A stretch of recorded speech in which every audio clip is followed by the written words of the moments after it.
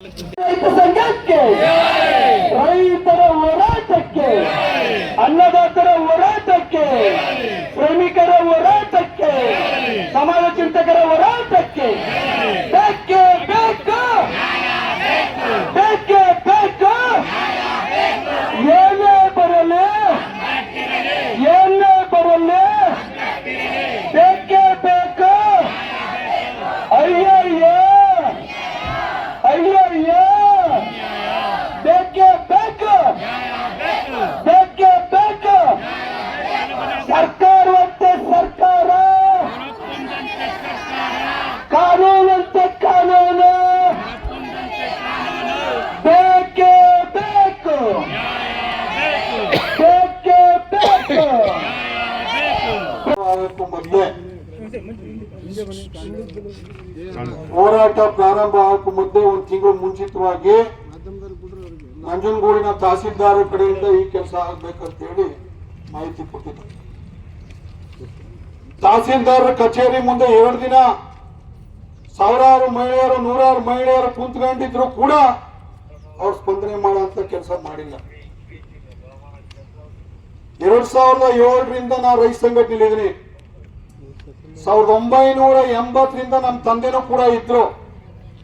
ಇಂಥ ಬೇಜವಾಬ್ದಾರಿ ರೈತ ವಿರೋಧಿ ತಹಸೀಲ್ದಾರನ್ನು ನಾವು ಯಾವತ್ತೂ ನೋಡಿರಲಿಲ್ಲ.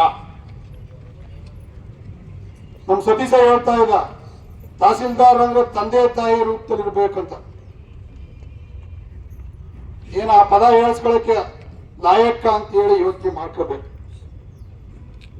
ನೆನೆಯೆಲ್ಲ ಕೂತಿದ್ದೋ, ಇವ್ರ ಜೀಪ್ ಬಹಳ ಫಾಸ್ಟ್ ಆಗಿ ಹೋಯ್ತು, ನಮ್ಮ ಮೇಲೆಲ್ಲ ಧೂಳು ಹಾಚ್ಕೊಂಡು.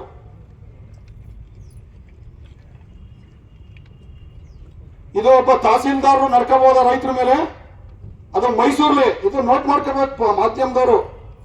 ಒಬ್ಬ ತಹಸೀಲ್ದಾರರು ಎಷ್ಟು ದರ್ಪ ಮಾಡ್ತಾರೆ. ಅದು ವರ್ಣಾ ಕ್ಷೇತ್ರದ 3 ಹೋಬಳಿಗಳು, ಮಾಜಿ ಮುಖ್ಯಮಂತ್ರಿಗಳ ಕ್ಷೇತ್ರ. ಇನ್ ಮಿಕ್ತವರು ಮಾದೇವಪ್ಪನ ಕ್ಷೇತ್ರದವರು, ಇನ್ ಮಿಕ್ತವರು ದರ್ಶನ್ ಧ್ರುವನಾರಾಯಣ ಕ್ಷೇತ್ರದವರು.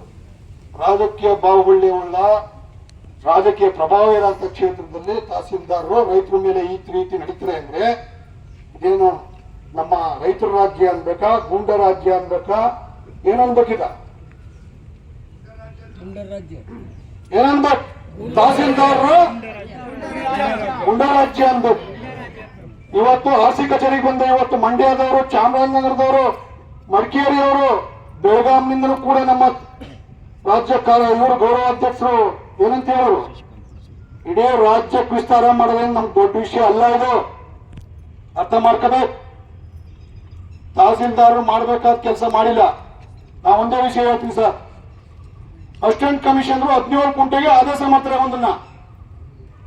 ನಿಮ್ಮ VRIಗಳು 17 ಕುಂಟೆ ಆದೇಶಕ್ಕೆ ಇನ್ನೊಂದೇ 1 ಎಕರೆ 6 ಕುಂಟೆನ ಸೇರಿಸಿ ಖಾತೆ ಮಾಡ್ತಾರೆ. ಒಂದೇ ಆದೇಶಕ್ಕೆ 2 ಖಾತೆ ಮಾಡ್ತಾರೆ. ಅದಕ್ಕೆ ಇವರೇ ಮೇಡಮ್ನವರೇ ಹೆಬ್ಬೆಟ್ಟು ಹಾಕಿರೋದು. ಆಯ್ತು, ಅದು ರಿವರ್ಸ್ ಮಾಡಿ ಅಂತ ಹೇಳಿ ಕೊಡ್ತಾರೆ. ಇನ್ನೊಂದು ವಿಚಾರದಲ್ಲಿ ರತ್ನಮ್ಮ ಇವರು ಹೋಗಿ ತಕರಾರು ಕೊಡ್ತಾರೆ. ತಕರಾರಿಗೆ ನೋಟಿಸೇ ಕೊಡೋದಿಲ್ಲ, ಖಾತೆ ಐತೆ. ಆದ್ರೆ ಇವ್ರಿಗೆ ತಹಸೀಲ್ದಾರರು, ಮೊದಲಿದ್ದ ತಹಸೀಲ್ದಾರರು ಒಂದು ಖಾತೆ ಮಾಡಿರ್ತಾರೆ. ಖಾತೆ ಮಾಡಿದ್ಮೇಲೆ ಇವರು ಮಾರಾಟ ಮಾಡ್ತಾರೆ. ಮಾರಾಟ ಮಾಡಿದ್ಮೇಲೆ ಕೈಯದಂತೆ ಖಾತೆ ಕೋರಿ ಇವರು ಅರ್ಜಿಗೆ ಹೋದ್ರೆ ಅದಕ್ಕೆ ತಕರಾರು ಇಸ್ಕೊಂಡು ಅವ್ರಿಗೆ ನೋಟಿಸ್ ಕಳಿಸಿ 2 ತಿಂಗಳು 3 ತಿಂಗಳು ಆಗಿರ್ತಾರೆ. ಒಂದೇ ವಿಷಯ, ಈ ತರ ನೊಂದಂತ 106 ತಾಯಂದಿರು ಇವತ್ತು ಬೀದಿಗೆ ಬಂದಿರೋಂಥದ್ದು ವಿಷಯ. ಆ ತರ ಆಗಿದೆ ಸರ್. ಆಮೇಲೆ ಒಂದ್ ಹೆಸರಲ್ಲಿ ಎಕ್ಸ್ ಅಂತ ತಂದೆ ಹೆಸರು, ಇನ್ನೊಂದ್ರಲ್ಲಿ ಇನ್ನೊಂದು ಸ್ವಲ್ಪ ದಿನಕ್ಕೆ ಪಕ್ಕದವ್ರ ಜಮೀನು ಮಾಡಿಸ್ಕೋಬೇಕು ಅಂತ ಹೇಳಿ ಉರುಪ್ ವೈ ಅಂತ ಸೇರಿಸ್ಕೊತಾನೆ. ಎಕ್ಸ್ಗೂ ಮಾಡ್ತಾರೆ, ವೈಗೂ ಮಾಡ್ತಾರೆ. ನಿಜವಾದ ಅಪ್ಪ ಯಾರು ಅಂತನೂ ಕಂಡುಹಿಡಿಯುವಂತ ಕೆಲಸ ಮಾಡಲ್ಲ. ವ್ಯಕ್ತಿ ಒಬ್ಬನೇ ಆ ತರ ದ್ರೋಹ ಒಳಗಾಗಿರೋದು ಹೆಣ್ಮಗಳು. ಈ ತರದ ಕೆಲಸಗಳು ಆಯ್ತಾ ಇದೆ. ಮತ್ತೆ ತಹಸೀಲ್ದಾರರು ನಾ ಹೇಳೋದು 2 ದಿನ ಅವ್ರೇನು ನಮ್ಮ ನಂಜನಗೂಡು ಬಂದ ತಕ್ಷಣ ಅವ್ರನ್ನ ಚಾಮುಂಡೇಶ್ವರಿ ಅಂತ ತಿಳ್ಕೊಂಡಿಲ್ಲ, ನಂಜುಂಡೇಶ್ವರ ಅಂತ ತಿಳ್ಕೊಂಡಿಲ್ಲ. ನಮ್ಮ ತಾತನೂ ಹೋಯ್ತಿದೆ, ನಮ್ಮ ಅಪ್ಪನೂ ಹೋಯ್ತಿದೆ, ನಾನು ಹೋಯ್ತೀನಿ ನಂಜುಂಡೇಶ್ವರನ ಗುಡಿಗೆ. ಇವ್ರು ಏನಾರ ಸಮಜಾಯಿಸಿ ಕೊಡ್ಬೋದಾಯ್ತು. 2 ದಿನ ಅಲ್ಲಿ ಕೂತಿದ್ರು ಕೂಡ 10 ನಿಮಿಷ ಮಾತಾಡ್ಬಿಟ್ಟು ಯಾರೋ ನಮ್ಮ ಹಳ್ಳಿಯವರು ಮಾತಾಡ್ತಾ ಕೂತಿದ್ರು ಇಬ್ರು, ಅವ್ರೇನೇನೋ ಮಾತಾಡ್ಕೊಂಡ್ರು, ನಿನ್ ಮನೆಗೆ ಮಣ್ಣು ಹಾಕ ಅಂತ ಅಂದ್ಬಿಟ್ನಂತೆ ಒಬ್ಬ. ಅದು ಕೊಡೋದವರು ಈಚೆಗೆ ಬಂದಿಲ್ಲ. ಇವರು ರೈತ ಸ್ಪಂದನೆ ಆಯ್ತಾ, ಸಾರ್ವಜನಿಕ ಅಧಿಕಾರಿ ಏನೋ ಜ್ಞಾನ ಆಯ್ತಾ ಇವ್ರಿಗೆ? ಇದ್ರ ಬಗ್ಗೆ ವಿಚಾರ ಮಾಡ್ಬೇಕು. ಹಂಗಾಗಿ ಇವ್ರು ಬಂದಾಗಲಿಂದ ಇದುವರೆಗೆ ನಮ್ಮ ಮೊದಲನೇ ಒತ್ತಾಯ, ಇವ್ರ ಮೊದಲನೇ ದಿನದಿಂದ ಇವತ್ತು ತನಕ ಏನೇನ್ ಖಾತೆ ಆಗಿದೆ ಇವ್ರ ಮೇಲೆ ಒಂದು ತನಿಖೆ ಆಗ್ಬೇಕು. ತನಿಖೆ ಆಗಿ ಇವ್ರು ತಪ್ಪಿತಸ್ಥರು ಅಂತ ಆಗದೆ ಆದ್ರೆ ಇವ್ರ ಮೇಲೆ ಕ್ರಮ ಆಗ್ಬೇಕು. ಕ್ರಮ ಆಗ್ಬೇಕು. ನಮ್ಮನೆ 118 ಜನ ಇದೀವಿ, ದೊಡ್ಡ ಕುಟುಂಬ. ತಾಯಂದಿರಿಗೆ ಗೌರವ ಕೊಡಿಲ್ಲ ಅಂದ್ರೆ ಒಬ್ರು ಕೂಡ ಊದಿರೋ ಗೊತ್ತಿರ್ಲಿಲ್ಲ. ಯಾವ ಸಂಘಟನೆ ಕೂಡ ಮಹಿಳೆಯರ ಬರಲ್ಲ. ಯಾಕೆ ಬರಲ್ಲ? ಮಹಿಳೆಯರು ಇವತ್ತು ಬೀದಿಗೆ ಬರ್ತಾವ್ರೆ ಅಂದ್ರೆ ಅರ್ಥ ಮಾಡ್ಕೋಬೇಕು. ಇದು ಮೊದಲನೇ ವಿಷಯ ಸರ್. ಇವ್ರ ಬಗ್ಗೆ ತನಿಖೆ ಆಗೋದ್ರ ಬಗ್ಗೆ ನೀವು ಮೊದಲನೇ ವಿಷಯ ಮಾಡ್ಬೇಕು. ಮತ್ತೆ ಫಿಲಂ ಸಿಟಿ ಸರ್, 424 ಅಸ್ಟೇಟ್ ಕಮಿಷನರ್ ಇದ್ರೆ, ನೀವು ಇದ್ರಿ. ಅಲ್ಲಿ 11,000 ಅರ್ಜಿ ಬಂದಿದೆ ಸರ್. ಎಸಿ ಆಫೀಸ್ ಯಾವ್ದಾದ್ರು ವಿಶಿಷ್ಟ ಹೇಳ ಅಧ್ಯಕ್ಷ, AC office, DC office, tahsildar office ಬಂದಿದೆ ಸರ್. ವಿದ್ಯಾಸಾಗರ್ದು ಅರ್ಜಿನ ಪರಿಗಣನೆ ಮಾಡ್ತೀನಿ ಅನ್ನೋದಾದ್ರೆ ಶಿವರಾಜು ಅವ್ರದ್ದು ಮಾಡಬೇಕು. ಶಿವರಾಜು ಅವ್ರದ್ದು ಮಾಡ್ತೀನಿ ಅನ್ನೋದಾದ್ರೆ ಆಸಪ್ಪ ಅವ್ರದ್ದು ಮಾಡಬೇಕು, ಸತೀಶದ್ದು ಮಾಡಬೇಕು.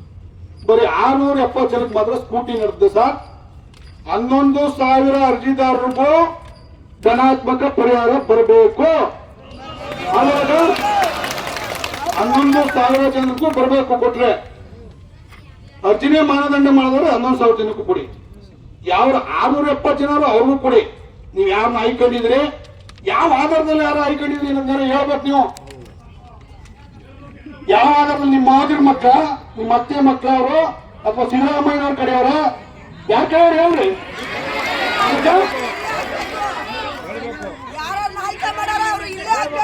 ಅಲ್ವಾ? ಯಾರನ್ನ ಯಾವ ಮಾನದಂಡ ಮೇಲೆ ಆಯ್ಕೊಂಡಿದ್ರಿ?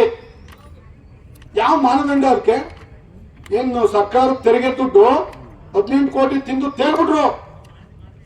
ಎಕ್ಸ್ಗ್ರೇಸಿಯ ವಿಚಾರದಲ್ಲಿ ಒಬ್ಬ ತಹಸೀಲ್ದಾರ್ ಸೇರ್ಕೊಂಡು ಒಂದಷ್ಟು ಜನ ಸಾಮೀಲಾಗಿ 18 ಕೋಟಿ ತಿಂದು ನೀರು ಕುಡಿದ್ಬಿಟ್ರು ಸರ್ಕಾರಿ ದುಡ್ಡನ್ನ. ಇದ್ರ ಬಗ್ಗೆ ತನಿಖೆ ಆಗ್ಬೇಕಂತ ಒತ್ತಾಯ ಮಾಡ್ತೀವಿ ನಾವು.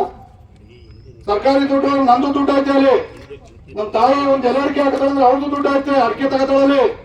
BDC ಹತ್ರ ಈಗ ನಮ್ಮ ಮಂದಿರು ಅಲ್ಲ ಐತೆ. ಇರೋ 18 ಕೋಟಿದು ಕೂಡ ತನಿಖೆ ಆಗಬೇಕು.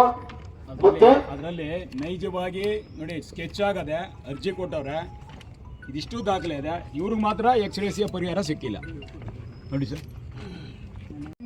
18 ಕೋಟಿ ಎಕ್ಸ್ಗ್ರೇಸಿಯ ತಗೊಂಡಿರೋರು ಅವ್ರು ಏನೇನು ದಾಖಲೆ ಕೊಟ್ಟವ್ರೆ ಅದನ್ನ ನಮಗ್ ಕೊಡ್ಬೇಕು. ಇದಾದ್ರೆ ಸತೀಶ ಅದನ್ನ ಆಶಯದಲ್ಲಿ ಹಾಕೋಣ. ಇವತ್ತವರೆಗೂ ಅದಕ್ಕೆ ಉತ್ತರ ಬಂದಿಲ್ಲ, ಉತ್ತರನೇ ಕೊಟ್ಟಿಲ್ಲ. ನೋಡಿ ಸರ್, ನಿಮ್ ಕೈಲಿ ಐತೆ, ಅರ್ಜಿ ಕೊಟ್ಟಿರೋರಿಗೆ ಎಕ್ಸ್ಗ್ರೇಸಿಯ ಕೊಟ್ಟಿಲ್ಲ. ಈಗ ಎಕ್ಸ್ಗ್ರೇಸಿಯಕ್ಕೆ ಅರ್ಜಿ ಹಾಕಿರೋರು ತಾಂಡೂಪುರ, ಕೆಂಪಿ ದುಂಡಿ, ಹಡಪನಹಳ್ಳಿ ಉಂಡಿ, ಆಯಿರಳ್ಳಿ, ಹೊಸಬುಕ್ಕಳ್ಳಿ, ಹಳೇಬುಕ್ಕಳ್ಳಿ, 16, ಇಮ್ಮಾವು ಉಂಡಿ, ಇನ್ನಿತರ ಒಂದಷ್ಟು ಹಳ್ಳಿಗಳಲ್ಲಿ ಬೇರೆ ಬೇರೆಯವರು ಕೂಡ ಹಾಕಿದ್ದಾರೆ. ನೀವು ಅಧಿಕಾರಿಯಾಗಿದ್ರೆ ಇದಕ್ಕೂ ಸ್ಪಷ್ಟನೆ ಕೊಡಿ. 670 ಯಾವ ಆಧಾರ ಮೇಲೆ ಎತ್ಕೊಂಡ್ರಿ? ಯಾವ ಕಮಿಟಿನಾರ ಮಾಡಿ ಸರ್. ಕಮಿಟಿ ಮಾಡೋದು, ಕಮಿಟಿ ಮಾಡಿರೋ ಉದ್ದೇಶ ರೈತರುಗಳಿಗೆ, ಸಾರ್ವಜನಿಕರಿಗೆ ತೊಂದರೆ ಆಗಬಾರ್ದು ಅಂತ ತಾನೇ ಕಮಿಟಿ ಮಾಡೋದು. ನಿಮ್ ಇಷ್ಟಪಟ್ಟವ್ರು ತಗೊಳ್ಳಿ ಅಂತ ಯಾರು ಕಮಿಟಿ ಮಾಡಿದ್ರ? ಇದ್ರ ಬಗ್ಗೆ ಸಮಗ್ರ ತನಿಖೆ ಆಗ್ಲೇಬೇಕು. 670 ಜನ ಯಾವ ನೀವು ಪ್ರಭಾವಕ್ಕೆ ಹೋದಾಗ ತಗೊಂಡಿದ್ರಿ, 670 ಜನನು ತಗೊಳ್ಳಿ. ನಮ್ಮ 11,000 ಜನನು ತಗೊಳ್ಳಿ. ರೈತ ಹೋರಾಟಕ್ಕೆ, ಶ್ರಮಿಕರ ಹೋರಾಟಕ್ಕೆ, ಸಮಾಜ ಚಿಂತಕರ